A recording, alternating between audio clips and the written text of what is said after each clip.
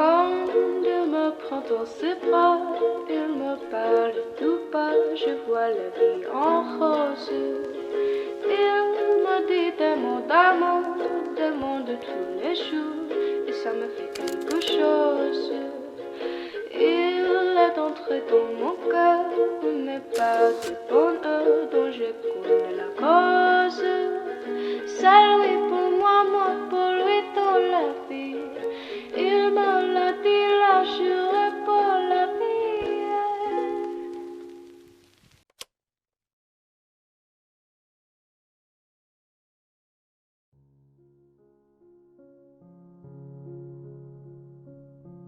It had never been Dan's first choice, career-wise. As a matter of fact, throughout his university years, he'd always look upon his graduate friends with scorn if they had gone into predictable, unspecialist jobs like marketing or real estate, things that have nothing to do with the degrees they spent 3 or 4 years obtaining.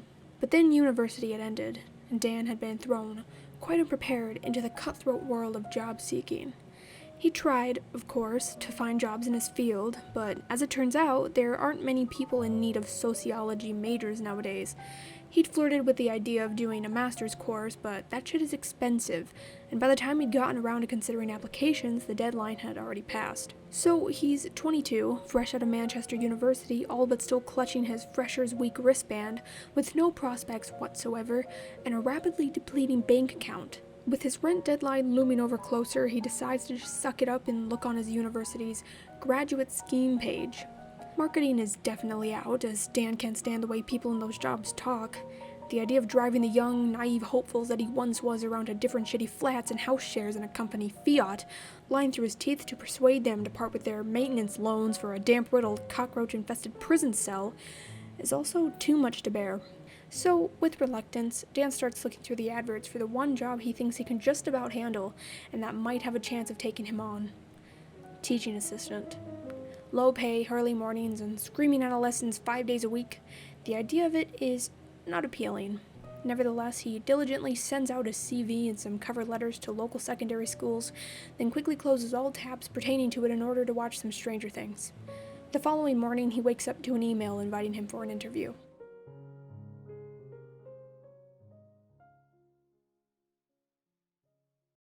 "4 months of training, a fuck ton of reading manuals, health and safety guides, curriculums, and other such palaver, Dan finds himself being led down an eerily empty school corridor towards his first actual class. Even the tapping of his shoes against the shiny linoleum floor of this place is beginning to bring back horrible high school memories. He shudders, asking himself for the umpteenth time why the fuck he ever took this stupid job. Think of the money, he tells himself. So don't expect the students to be too enthused, Vice Principal Green finishes, briskly striding along just ahead of Dan. "I'm sorry?" Dan asks. Vice Principal Green looks over his shoulder. "I was just saying that as it's the first day back, the students will likely be a little more sluggish than usual." "Oh, don't worry," Vice Principal Green says brightly, his cheeks rosy as he gives Dan a broad smile. "I'm sure you and Mr. Lester will get them back into their regular rhythm soon enough." "Yeah," Dan says, smiling back. He doesn't add that the idea of motivating a shit ton of sullen teenagers to do schoolwork after a month and a half of fucking around all summer is petrifying. "Mr. Lester, is that... That's who you'll be assisting for your first lesson, yes," VP Green says, coming to a halt outside a door marked Classroom 9. "He's been a history professor here for 2 years now. You're in luck, as he's an excellent teacher and particularly popular amongst the students. It's always much harder for the TAs if the teacher is incompetent or disliked." "Oh," Dan says, feeling his stomach quiver. "Well, that's good, I guess." "Yes, there's no better person to get your bearings with, I assure you." Dan nods, eyeing the closed door in front of them with a modicum of fear. Behind it is a class of 26 Year 9 students, all of whom he is going to have to help this Mr. Lester control. Dan's never liked teenagers anyway. He didn't even like being one. Why the hell did he take this job? "Well then, unless you have any more questions, it's almost 9 o'clock, VP Green says, glancing at the watch on his wrist. "Ready to be thrown to the lions?" Dan laughs politely, but it comes out sounding nervous and weak. Embarrassingly, VP Green places a reassuring hand on Dan's shoulder, smiling the broad smile again. "Brave face, Daniel," VP Green says, Or should I say, Mr. Howl? Dan swallows, hating the sound of that already. Right. Then VP Green is removing his hand and opening the door in front of them. There's a hum of chatter amongst the students as they converse excitedly about their summers, catching up with one another after the long break. They're sat in pairs, two to a table, though they lean across chairs and kneel beside one another in order to be able to speak with their friends. Just as Dan remembers it, the faint scent of Lynx body spray and that suffocating girly equivalent hovers in the air. Apart from the fact that the girls in this class seem to have Cara Delevingne eyebrows painted onto their faces, the boys are all sporting that haircut with the shaved sides and the quiff. Dan imagines he could be walking into his own class back in reading. War flashbacks attack him from all sides. "Ah, Mr. Lester," VP Green bellows, grinning widely.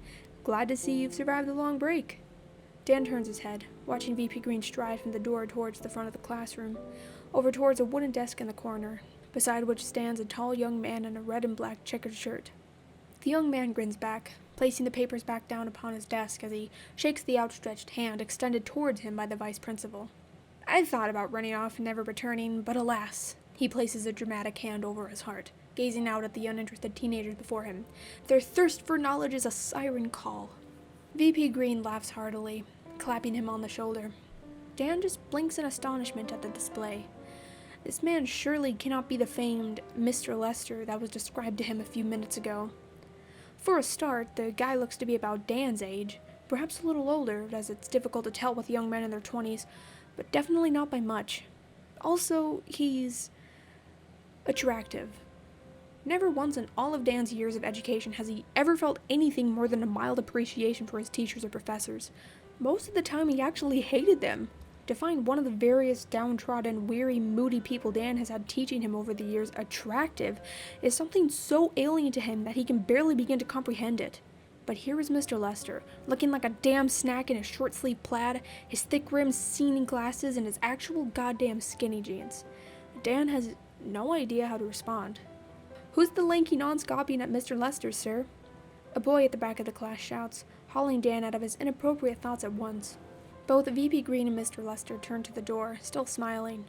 "Ah, yes," VP Green says, remembering Dan at last. "Everyone take your seats now, that's it. I'm going to introduce you to our newest teaching assistant, Mr. Howl." Dan gives the class an awkward wave. "Hi." "Good morning, Mr. Howl," the class sings in one unified monotone. It's unexpected, and Dan stands like a lemon for a moment, dumbed by the strange, cult-like chant. Good morning." "Hey, knock it off, you lot," Mr. Lester says around a wry smile. He knows this isn't primary school. No more teasing the new TA on his first day, all right? The class chuckles, and Phil grins at them all, shaking his head in a mock disapproval.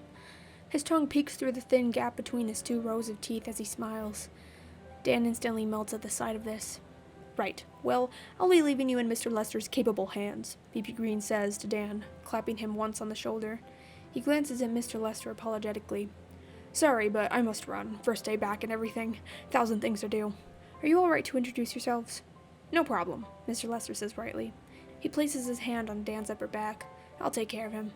VP Green nods, smiling at them both before walking to the door. He waves to the class, none of whom seem to notice, and then disappears into the hall, closing the door behind him.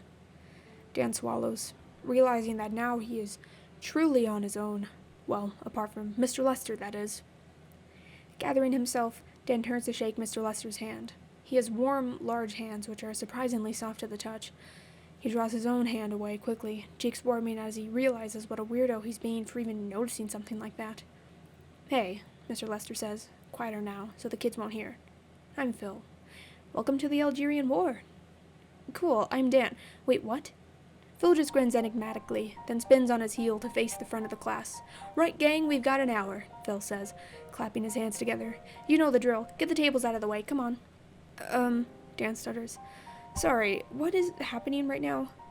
Phil laughs at Dan's bewildered expressions as the students hop animatedly out of their seats. Scraping sounds fill the floor as they push their tables and chairs to the edges of the room, leaving a huge space in the center.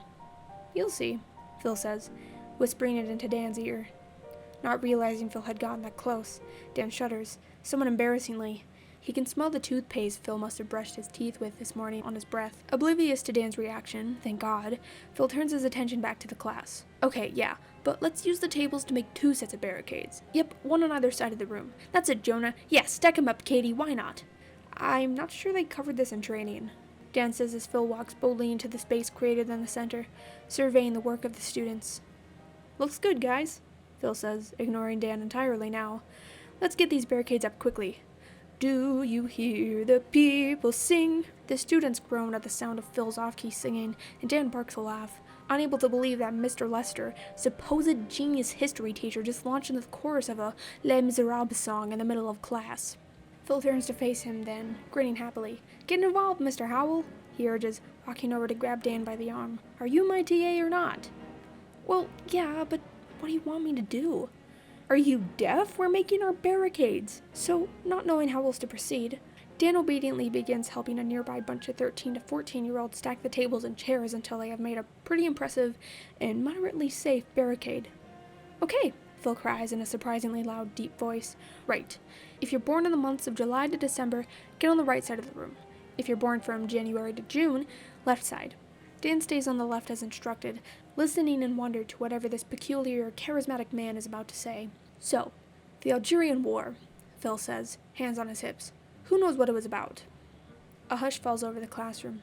Dan has to admit, even he has no clue on this one. Who knows when it was? Phil asks. Again, he has mouthed silence. Where it was fought? Phil waits, sweeping his laser blue eyes over the blank faces. He lands on Dan, smirking. Mr. Howl? Any ideas on this one? Absurdly, Dan blushes, feeling as though he's just been singled out by one of his own teachers. He reminds himself that this is merely a replica of traumatic time and that he is actually in charge here, with Phil. He and Phil are, supposedly, on the same team. Nevertheless, he doesn't know the answer. For some reason, though, he decides to give it a shot. Algeria? The class titters, and Phil smiles. Good work, Mr. Howl. Gold star. Just before Phil turns away, Dan swears he sees him wink. See, Phil asks the others, not all my questions are designed to trick you. Over the next few minutes, Phil uses a variety of bizarre techniques to supply the class with the answers to the questions he just posed, including a game of charades, a session of mime, an actual interpretive dance, and signing. He is theatrical in his movements, and seems to be well aware that the class is laughing at him as he clumsily acts out the French Revolution of May 1968, using every mildly offensive French stereotype in the book in order to do it. He laughs along with the rest of them, apparently more than happy to be the butt of their teenage jokes as long as the answer comes out eventually. Dan watches his unusual technique in amazement, finding that even he is learning without really meaning to, as well as laughing along, enjoying himself with the others. Eventually, Phil moves to the front of the class, standing on his desk. He throws his arms wide, letting the groans and, Sir, what are you doing, mate? Comments bounce off his chest. Right, Phil announces. The year is 1954. It is time for the war to commence. Dan raises an eyebrow, smirking at the display. Those of you on the left are the Algerian natives fighting for independence from the French colony, Phil declares, gesturing at Dan and his troop of 13-year-olds. He catches Dan's eye, smiling mischievously. And those of you on the right are the French military, determined to stop this uprising before it becomes outright anarchy. Wait, Dan says. We're not actually gonna... 3, 2, 1, fight! Phil cries, jumping down from his desk as an unholy roar erupts throughout the class. To Dan's utter horror, the students run at each other from opposing sides, their fingers becoming guns, their rulers and pencils transforming into knives and swords. Phil sidles over to him, nudging him in the side. Why are you waiting on the sidelines, Dan? You're letting the Algerians down. Dan cannot speak. He watches as the students wrestle each other to the ground, fake throttling one another, pretending to stab and wound and maim. Every single one of them is immersed in the imaginary bloodshed, their school kid personalities gone for the time being. For now, Dan realizes each of these children is a soldier in the Algerian War. This is amazing, Dan can't help saying. He shakes his head, marveling as he watches a French militant straddle a wounded Algerian, pinning her to the floor. She struggles against her opposer's grip in vain. How dare you steal our land and our produce? The Algerian girl cries bitterly. The Islamic people of Algeria were peaceful until you came and colonized us, you fucking French frogs. Silence, citizen, the French militant snarls. We dragged your sorry ass for a country out of the depths of poverty. What use will this insubordination bring you? Do you know how many would die to be French? The Algerian girl spits at him. Good for them, 'cause I'd rather die than become French. Then die you shall! He mimes stabbing the Algerian girl through the heart. She chokes, then falls silent, her head lolling to the side. Dan wants to give the two of them a round of applause. They get really into it, Phil muses happily, still beside Dan. History is so much more exciting when you can really put yourself in the shoes of the people involved. That's what I find anyway. Dan turns to Phil, feeling pretty dazed by him at this point. The azure blue of his eyes locks onto Dan's, drowning him in skies and oceans and bubblegum ice cream. You're not like any teacher I've ever met, Dan says quietly, a little dizzy still. The shrieks and clatters of the worrying teenagers still echoes around the room, creating a strange, lively atmosphere. In a good way? Dan considers this. If he had a history teacher as cool and exciting as Phil when he was in school, he almost definitely would have learned substantially more than he did. Either that or he'd know a lot less, because there's an equally good chance he'd spend every history lesson staring at and fantasizing about his hot teacher. Definitely a good way, Dan answers. Phil smirks, and Dan almost collapses at the sight of it. That's good. Why is that good? Phil chuckles lowly. He takes a step closer to Dan, making his lungs seize up. I think I might get jealous if you had a different favorite teacher to work with. Dan swallows, trying very hard to see this obvious flirtation as something entirely platonic. Well, it's only my first lesson on my first day, Dan says, sounding bolder than he feels. I've got classes with plenty of other teachers yet. Phil nods, running his gaze quickly up and down Dan's body. I see. So you're not picking favorites just yet. Dan grins at him. Not yet. Phil nods, turning away with a smirk. All of a sudden, the bell rings. Alright everyone, ceasefire. Time to head to your next classes. Let's get these tables back in order before we leave, shall we? Wait! A long, dark-haired girl interrupts, indignant. Sir, who won the war? Don't leave us hanging. Ah, Phil grins. An excellent question. The answer to which... He pauses dramatically. I will be saving for next class. There's an enormous collective groan. Dan marvels at it, wondering if he's ever groaned in frustration at a class being cut short before. The students chatter animatedly as they restore order to the classroom. Dan helps them get everything back into place. At last, they're all filing out of the door towards their next lessons, and Dan breathes a sigh of exhaustion. He turns to Phil, feeling a little nervous at the prospect of being alone with him. Okay, well, it was good to meet you, Dan says, suddenly a polite, nervous wreck. Phil laughs at him, but walks over and smiles, reaching out his hand. You too, Dan. They shake hands, but this time Dan doesn't let go quite as fast. Thank you for putting up with all the madness. You actually coped pretty well. I'm impressed. Most TAs take a while to warm up to my... methods. I'm not most TAs, Dan says, meaning it as a joke. Phil regards him with a tilted head, still smiling. No, I get the sense you're not. Dan coughs, reddening. Well, I should get to my next class. See you in 1962. Dan responds. Yeah. He turns to leave, desperately floundering for some sort of witty, charming, and flirtatious remark to leave Phil with. Oh, Dan? Phil asks, and Dan rolls to face him, a little too eagerly, perhaps. Yep. Keep me updated on your list of favorite teachers, yeah? Dan smiles, nodding. Afraid you've got some competition in this school? Mrs. Lofton might be 63 and have a permanent scowl tattooed on her face, but she's got a certain je ne sais quoi, Phil says, leaning back onto his desk. He gives Dan a wink. She could steal your top spot. I don't think you have anything to worry about, Dan tells him honestly. Phil smiles broadly, a glimmer of something caught in the crystal blue of his eyes. Then, because he's embarrassed, Dan ducks out of the room. Needless to say, every single one of his other classes that day seemed spectacularly dull. He finds himself thinking about Phil throughout most of them anyway, barely able to focus on what the teachers are saying. The bell rings for lunch at last, and Dan breathes a sigh of relief, heading down to the staff room. He's boiling the kettle for a much-needed cup of coffee when he feels a presence beside him. Startled, he looks up, straight into the blue eyes of Phil Lester. So? Phil asks, smiling cheekily. Any new contenders for Dan's favorite teacher? Dan smiles, feeling his cheeks glow with warmth. He shrugs, attempting to be enigmatic as he pours the boiling water into his mug. Maybe. Ooh, mysterious, Phil says, catching on. Keep me guessing. I like it. Dan coughs, his blush deepening. It takes a lot to impress me, I'll have you know. Interesting, Phil says, watching Dan pour the milk into his mug. Maybe I'll have to introduce a new topic next week. Something more stimulating than the Algerian War. Dan raises an eyebrow at him. Oh? just for me? I think you underestimate my commitment to being top of your favorite teacher list. So, what topic could you introduce to pique my interest? Dan asks, smirking. Without a word, Phil plucks the coffee mug from Dan's hand and takes a sip, never breaking eye contact. Well, around the time of the Algerian War, France was going through a kind of decadent phase, liberally speaking. Decadent? Dan echoes, preoccupied with watching how Phil's lips curl around the rim of the mug. The lefties were chagrined about all the censorship laws and the capitalist infrastructure of the Fifth Republic, so they acted out. Phil explains, handing Dan his coffee back. They made saucy films, wrote erotic novels, cavorted with each other as much as possible. I'm not sure that's classroom appropriate, Phil. Dan laughs, feeling the butterflies begin to burst from their chrysalises in his belly. Yeah, you're probably right. Phil agrees, eyes dragging over Dan's body again. Dan blushes, sipping his coffee and nodding. Phil stands up straight, as if he's about to leave.